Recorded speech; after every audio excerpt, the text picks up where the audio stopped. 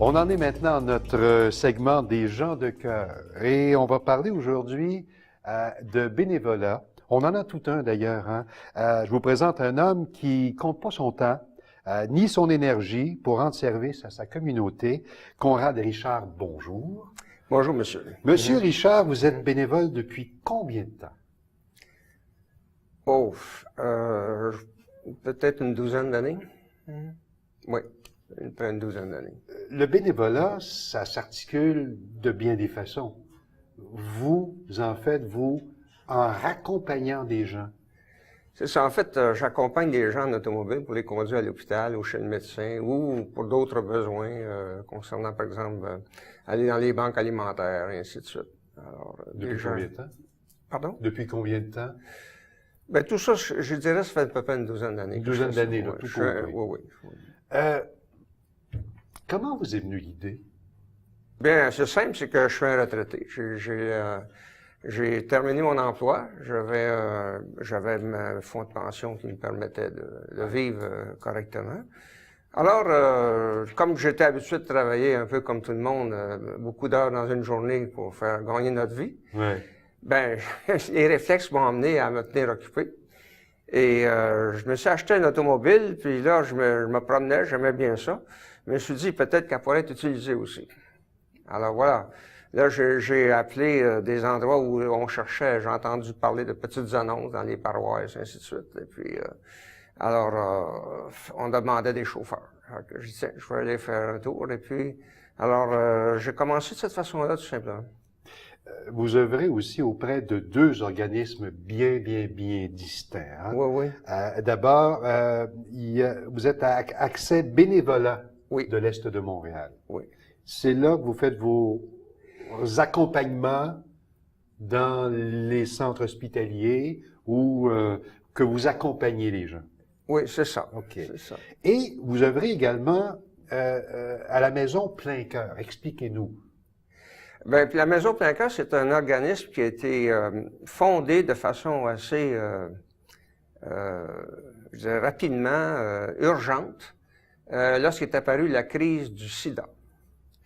Et cet organisme-là, qui était purement composé de gens qui étaient prêts à supporter les gens qui mouraient du sida. Parce que quand le sida est apparu, les gens mouraient comme des mouches. Hein? Alors, la maison a commencé à donner des services aux gens qui se retrouvaient esselés. Parce qu'il y a des gens qui, évidemment, n'osaient pas le dire à leurs parents. Ça arrivait surtout chez les jeunes hommes. Alors donc, ils avaient besoin d'avoir du support. Il y a des communautés religieuses qui se sont impliquées là-dedans. Puis il y a eu des gens qui ont été des fondateurs, et dont un prêtre, et puis un ex-militaire, et puis un autre monsieur dont je connais pas tellement son origine. Et ils ont fondé cette maison-là, et c'est devenu un centre familial. Alors, ils ont donné toutes sortes de services. Des services de récréation, des services d'écoute. Des services médicaux dans le sens qu'on peut les envoyer à l'hôpital, les conduire là-bas et ainsi de suite.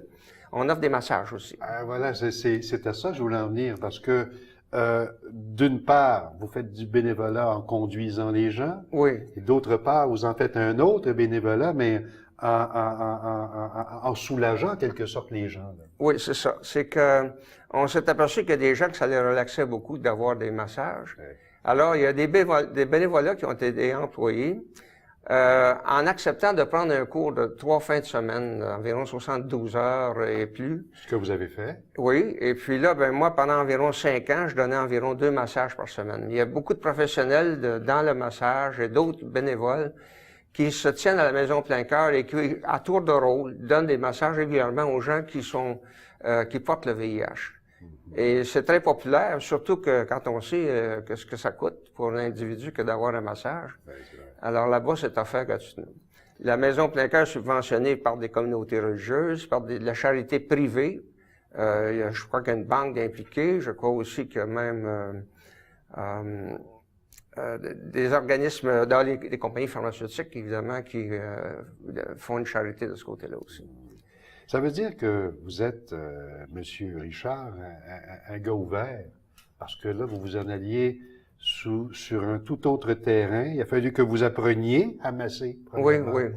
Donc, vous êtes prêt, vous, à apprendre, à évoluer selon les besoins, au jour le jour. Oui, oui, dépendant oui, c'est sûr. Évidemment, il y a toute une curiosité là-dedans. Moi, je vois dans ça aussi, dans ce que je fais, un épanouissement personnel. Oui. Il n'y a pas seulement une question de donner, on reçoit aussi, on reçoit beaucoup. Par exemple, le fait de savoir que quelqu'un, si on ne le transporte pas, il n'ira pas voir son médecin. Parce qu'il n'y a pas de moyen. Quand vous revenez chez vous le soir, là, vous devez dire mission Ben, accomplie. c'est sûr je suis content de moi. C'est sûr, ça fait une journée agréable. Il nous reste quelques secondes, M. Richard. Que diriez-vous aux gens qui hésitent peut-être à donner de leur temps comme bénévoles? Qui veulent, mais qui hésitent? Oui, ben, je crois qu'il ne faut pas être gêné là-dessus. Si la personne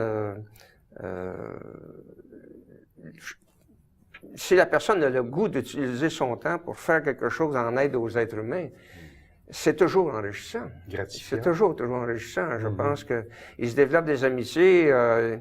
On découvre aussi à quel point, et moi, c'est ce qui me rend heureux, c'est que on a tous des bobos dans la vie, mais je constate qu'il y en a qui en ont pas mal plus que moi. Et puis déjà ça, là, ça me donne une...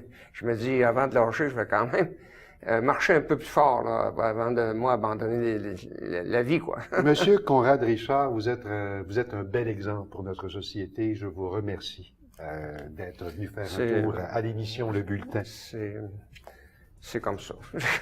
Merci beaucoup.